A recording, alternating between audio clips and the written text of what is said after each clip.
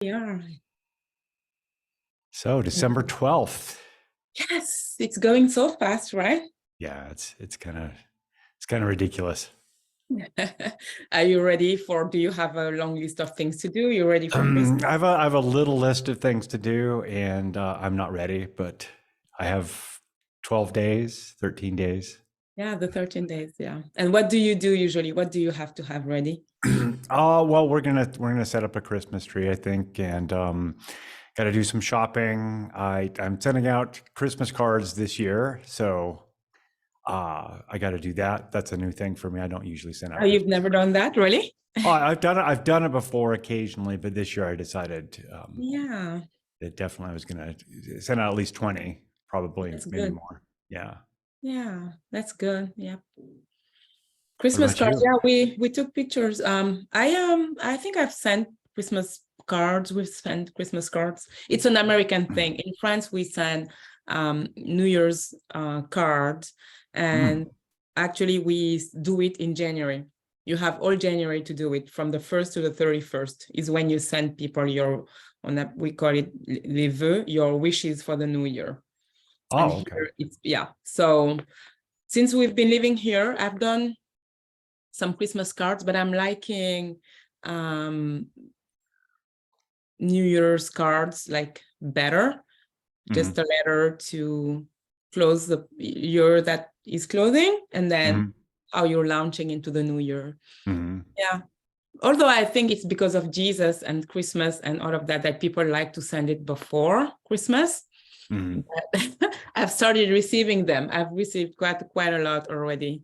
And like when I receive Happy New Year on December 12th, I'm like, well, we're not there yet. Well, we're not there yet, but soon enough. But of course, you could just regard every day as the new year. Yeah. And Yeah, you yeah, could we, just we're starting over today. We're beginning again of today. course, every day is wonderful. And then we put our Christmas tree up yesterday, and there is a red wall where I put every year we put all of the Christmas cards we receive. So Hmm. it's like we try and do another tree on the wall, the red wall. That's It's nice. cute. So I like it when it's getting filled up with cards. And It's fun. do you have some other holiday decor around the house? Yeah, we do. We have actually we did outside quite a while ago, maybe right after Thanksgiving.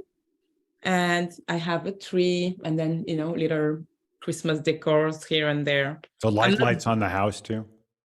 we have few lights, the decoration is mainly lights. We're not like in my neighborhood, we have really beautiful things, like big things.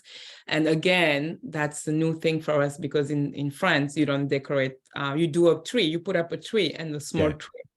But here it's like, yeah, people spend a lot of money in lights and things like that. So, Yeah, here it's also popular to do like inflatable animals, like an inflatable Santa, yeah. inflatable Um, nativity set, Nativity, yeah. We do have some of those here. It's fun. I think it's beautiful. When we drive, in neighborhoods, we are like, oh, look at this one, look at this one. I think it's very, very cute. That's Yeah. I don't know if I'm going to do this year, but typically I would go out, and this was kind of a tradition with my girlfriend. We would go out to. There are certain houses that are like legendary for their decor every year. Yeah. You know, they have a Yeah. whole Yeah. the whole thing. You know, the electric bill is probably runs into Yes. thousands of dollars Yes. for the month to have all of the displays they have, and sometimes they have their own um, like radio broadcasting station, so you can go up, you can pull up to the house and tune into that radio station and hear some Christmas tunes synced to the lights and everything. And so that's kind of a fun thing to do, if you're not prone to seizures. I guess. Yeah, Christmas is a big thing. And yeah, what's your general sentiments about Christmas? Do you do, okay, like in terms of celebration or meaning, whatever you want to share about? Um, I, honestly, I don't like the feeling of obligation. It's like obligated Yeah. to go out to different holiday gatherings, Yeah. and the obligation that on Christmas Day we have to celebrate a certain way. We have to have dinner. You have to have. It used to be there was a strong pull to go visit my, when I was married, both of our families lived in Utah.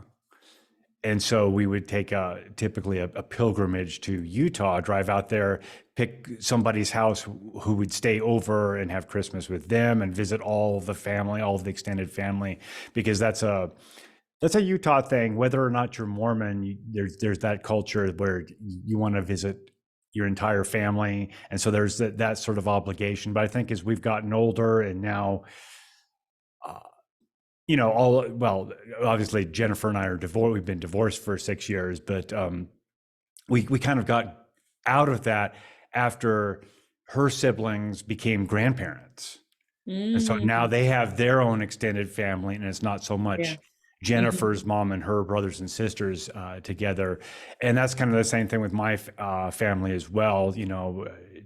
I guess 3 of my brothers have families of their own, and their kids are getting older now. Some of them, my second brother, I think 3 of his kids are graduated high school and on to college, and of course Corvo's, and they don't want to have anything to do with, visiting the cousins or anything. So yeah, for sure. So no particular meaning today. And what are some of the obligations that you still feel like you have to do this now that you're not married anymore? Well, you gotta have the Christmas tree, and you gotta have something under. Why you gotta have? Tree. Why do you want? Yeah, why? Who do you feel obligated to? Probably Corvo, I guess. Okay. Yeah, probably Corvo, because you gotta have it for the kids. You gotta have. She likes it. Have you talked with her about the meaning of it? She likes having it. Yeah. We haven't talked about like the meaning, the Christian meaning of it. That wasn't how Corvo was brought up, but there's the tradition, there's the Santa. So it's the fun of it. It's the tradition, the fun of it. The fun of going through that ritual and putting up a tree experience. Yeah. So beside the fact that there is this thing that you share with her, you still feel like it's an obligation. You still don't like it. That's. Yeah. I think. Because you're still tying it, from what I'm hearing, you're still tying it to an obligation. Even obligation. If it has just become something that your daughter really enjoys now. Yeah. There's the obligation, and there's the financial pressure. There's financial buying, over buying gifts and over consuming and that all that stuff. Yeah. So you feel like you're doing something that you don't want to do. Sometimes, yeah. Who would you need to be to do? Who would you need to be to just do what you want to do? I would just need to decide that I'm going to do what I'm going to do, and whatever turns my crank, that's what I'm going to do. Yeah, I don't know. But I do like the idea of kind of assessing what's happened over the course of the year, and kind of setting intentions for the new year. I do like that part. I like that too. Yeah, I remember maybe you don't. I don't know if you read newsletter and the articles that I write, but a couple of weeks ago I wrote it on intention and the meaning of it, and it's knowing that your brain will do what you set your mind on to do. So when you set an intention, I think it's great, because you're telling your brain, this is what I want to do. Now you need to keep nourishing it, and keep showing evidence that you really want to do it. It means putting in the action. Yeah. But I think it's like a GPS. It's like putting an address when you go in the car, or you can just keep driving, or put an address. And if you put the address, it's like setting the intention. So this is where I want to go. Now you still need to go in the car and drive, and start the car and all of it. If you don't get in the car, like if you want to lose weight and you don't work out or eat properly, it's like you've put an address, but you're not really in the car. Right. Yeah. So I like that. I like setting an intention. And I've seen over the years people, picking up a sentence or a word for the year. And things like that. And if I feel like when I look back, there will be a dominant sentence or word that has led my life the previous year, but I'm still resisting. What would that word be for you? Do you have? I'm resisting the fact that of just picking one word. Again, I see a word more at the end. But if I had to pick a word now, I don't even know. There are many that, would make sense to me. There was one, I don't even remember. These past weeks, I've been thinking of a word a lot, and I forgot what word it is right now. So that's why it would be difficult for me just to, maybe a group of words. I can work on 5 words to work on. What would 5 words be?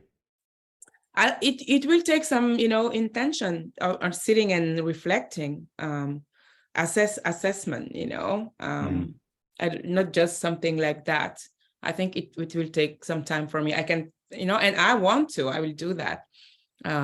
Intentionally focus on some words, but I'm unable to just share them right now because I'm not sure. So I want to give it some time and reflection. So you want to be sure about the word?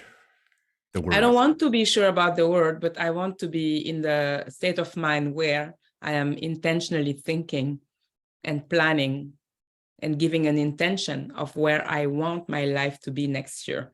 Because I will choose a word based on what are my goals, my vision for that year. So it needs time and reflection. Do you have an overarching vision for 2023? If I have an overarching vision, it will be, continuing being the best version of myself, continuing to be fully expressed, have my book out in the world, be doing exactly what I'm meant to do, what I think I am meant to do, being heard, and enrolling women to be free and to be fully expressed and to define for themselves what it means to be a woman, moms to be free and better moms, love their kids, get to know them, so it would be around those things. It's all about, for me, being a free woman and empowering women to break from the labors of the society, or to be what they, society or their families or upbringing, has led them to be, but to look inside, to turn inward and see what they really want to be, who they want to be, what, makes them, their heart sing and do these things. Tell me more about the book. We've talked about the book a couple of times. I know. Yes. And I don't know what else is there to share about the book. It's a book about me that I'm writing, and that is going to be there sometime soon. But if our friends who are listening to us, this is episode what, 72, 73? Oh no, it's 79. Yeah, so it's going to be a sum of all of those, everything that we've talked about, right? So with it being more personal, but that's about it. 79, wow. And you're thinking in terms of a book release, do you have a envision in like Q1, Q2, Q4? Oh, it's past. It was on my birthday, October 7th. So yeah. Well, you knew the new intention for. Oh, as soon as possible. As soon as possible, definitely before my next birthday, because I'm like still in my 45. While I'm 45, so I guess I have. Is 45 a magic, like a certain? There's something about 45 that's a special number. I've become a lot of things this year. So it's an important year for me. It's an important age for me. So I want it to be crystallized with the book. That's it. But no magic about being 45. It's just today, at such a time as this for me, that I have become, that I have been bold enough to decide for myself, define for myself what it is to be a woman, to be fully expressed, to make the choices that are important for me. that makes sense for me. And yeah, so that's an important year. And sometimes the word that comes to mind for me is watershed. Like it's a watershed year. What do you mean by watershed? How would you define it? It's something that's it seems like there's something about it that's more that has an extra special significance in terms of your development on your path as a human being. I wouldn't say that. I would say, some words would be catalyst, breakthrough, Mm-hmm. Or yeah, if we want to use the word breakthrough instead of the word watershed, that might be another. Yeah, maybe breakthrough. Yep. And again, it's if I have to pick one word, I don't know which one it is going to be. It will need some focus and make sure that the things that I want to express are within those words. So Have there been other years that strike you as, oh, that year was 2018 was when I had my surgery, was a big year for me. Right. Yeah. And you've talked about that a little bit. So that's that's something stopped for me that year in 2018. Like I can open a chapter from 2015 to 2018. It's funny, by 3 years, those were very important for me. And then 2019, since my daughter was born until this year, 2022. Yeah. So yeah, maybe a chunk of 3 years. It's funny. Cycles of 3 years. Yeah. That's interesting to think about it in terms of, well, I think for me, I would only think about that in terms of looking back on it. It's like, oh, well, that year, the year I was 47, that was quite a I love watershed that. year for me. Yeah. When people say, I really see that, it's ebb and flows, it's cycles, and it's all what life is, knowing that whatever you're going through or whatever you're in it's just a season of life, because we always end up telling about that time. So it's really looking at everything that is happening as just a season of life. This is what I am in, and this is not what all of my life will be, right? Right. Yeah. All right. Well, we're gonna cut it. Yep. Now this morning, that was good. Good conversation this morning. So I want to thank everybody for joining us today, and we will see you tomorrow. I will have shaved by then. Maybe. All right. See you later. See you. All right. Let's see. Okay. There.